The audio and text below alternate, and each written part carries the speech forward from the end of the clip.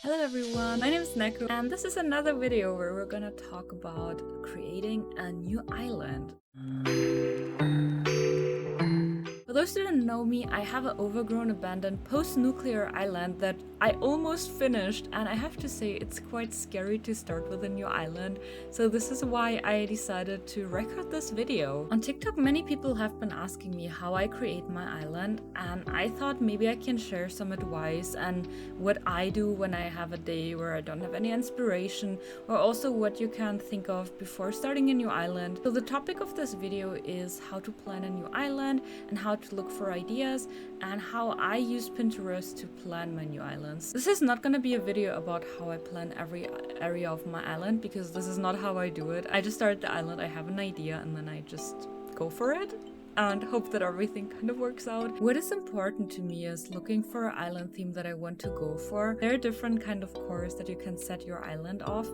And for example, what I do is kind of think of a core that I want to go for. Don't get me wrong, you can totally just go for any kind of core, and also you can just mix them, and you don't need a core in general, but for me it kind of helps me to look for an inspiration and a direction. Examples for some Animal Crossing island cores could be farm core, forest core, kid core, norm core, or a very famous one, cottage core. And this is kind of what I try to do with a new island. For the island that I'm currently working on, I was inspired by the glowing moths and their ruined items. When I saw them in the trailer, I knew that I had to work on an island with that. And then, as I kind of had an idea, I started to brainstorm what the island could be about, and I came up with a lore that it was a post-nuclear island, so the nuclear impact happened a long time ago, and the island was recovering from it, so it's very overgrown, but you could still find areas that were influenced by the nuclear impact. Before I started with this island, I had a Persona 5 themed Japan core island, and I can also show you how I did the brainstorming process for that. In that case, it was a little bit easier in a way because there were a lot of references that I could use, so I didn't have to come up with my own lore. I'm gonna show you as well how I used Pinterest to plan out this island. So this is how I used Pinterest for my Persona 5 inspo. As you can see, I have different kind of sections. I have one for anime screenshots, I have one for the Animal Crossing designer codes, and I have one for like general Persona 5 inspo from the game. And then in the general kind of channel, I just have different kind of inspo pictures with like kind of a guidance what I want to go for and some ideas that I really like. And I was like, maybe I can build something like that. For example, this bridge, I kind of rebuilt it on my island. I think what's really amazing about it is that you have all of the codes in one directory. So here you can just see all of the codes that I used. So if anyone ever asks me for a code, I can just find it here. And then here I looked for some inspo pictures.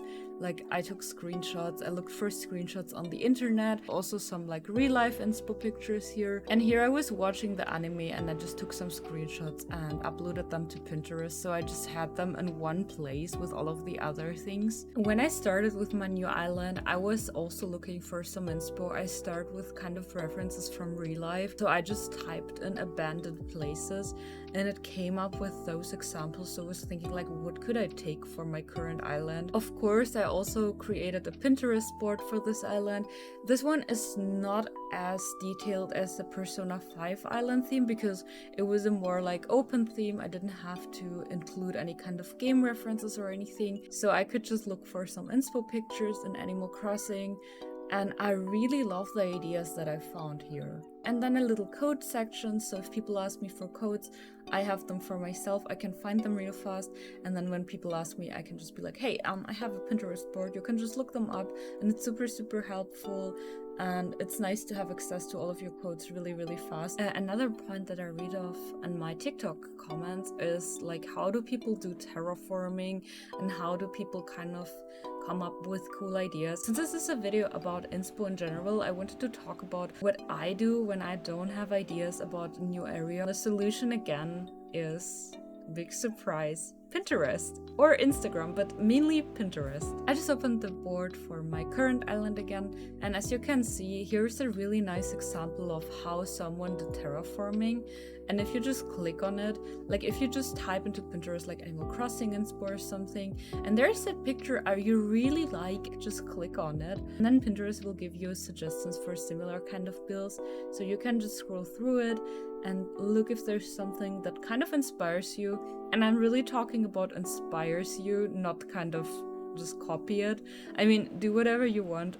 I have to say I'm not a big fan of just copying stuff, but if you do, or if I do it, I at least give credit to the original owner of the idea. For example, here we see another really beautiful kind of before and after picture, and I feel like the before and after pictures really help you to understand how people did the terraforming, and I feel like the before and after pictures really give you a good impression of how to do this on your own and how to rebuild an area like that. So this is what I do whenever I struggle with terraforming ideas. In general, just looking through other inspo pictures inspires me to work on my island and get some cool ideas. So yeah, Pinterest is my #1 tool when I build an island or when I look for new ideas. I'm in the finishing steps for my current island. I'm just looking for new ideas for my next island. I already know the theme and everything, but I just started collecting some inspo on Pinterest again. Another point that you have to think of when you start a new island is kind of what island map you will need.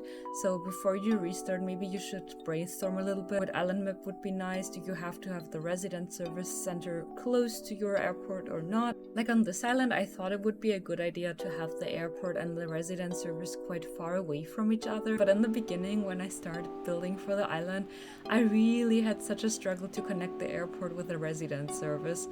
And then again, I feel like it takes a lot of space away if it's just in the middle of the island. So think of that as well before you start a new island, and kind of look through island maps if you want. This is what I found on Reddit. Someone named Gaming Chibi just created different kind of island map that you can get in the beginning, and oh, hello balloon. We're just gonna ignore it. And there are also other kind of styles included. I'm gonna put the link into the description so you can look it up and maybe have a little idea what you want to go for, how your island should be and everything. There are so many designs that you can choose from, but also don't overthink it.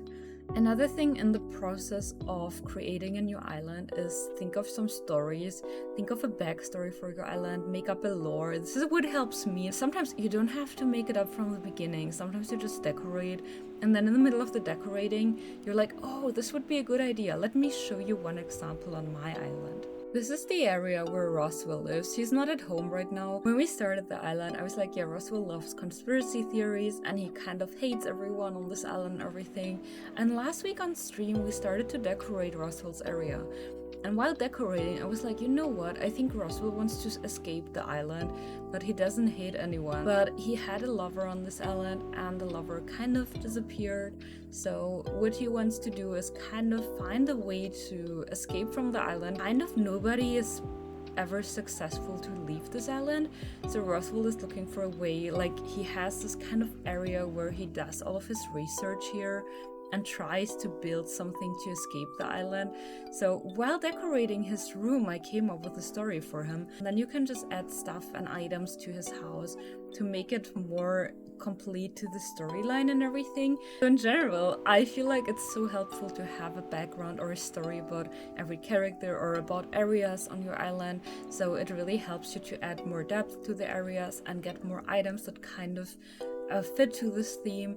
This is what helped me so much. So yeah, just a little summary of my thoughts before we end this video. My first step to start with a new island is to think of a theme and then kind of look up for different cores on Pinterest. In general, just build a little Pinterest board with kind of areas for inspo and for codes. Especially some inspo for terraforming, because I feel like if I want to do a big build like a land bridge, for example, you have to kind of calculate the space for it.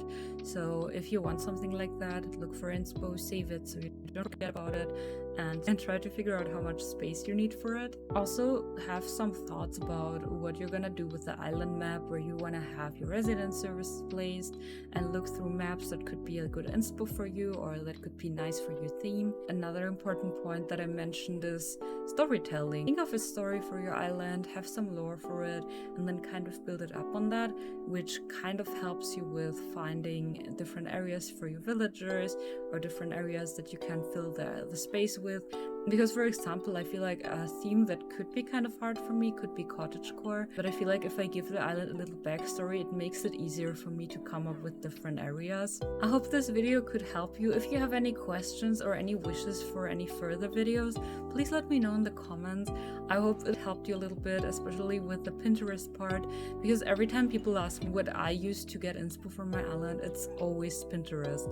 It's such a big help. Another point where I get my inspo from, by the way, are island tours, so make sure to look for kind of similar islands, visit them, and again, don't copy, but take some inspo. Yeah, thank you so much for watching. Feel free to subscribe, feel free to leave a comment. I'm always happy about them because I just started out on YouTube. And thank you so much for watching.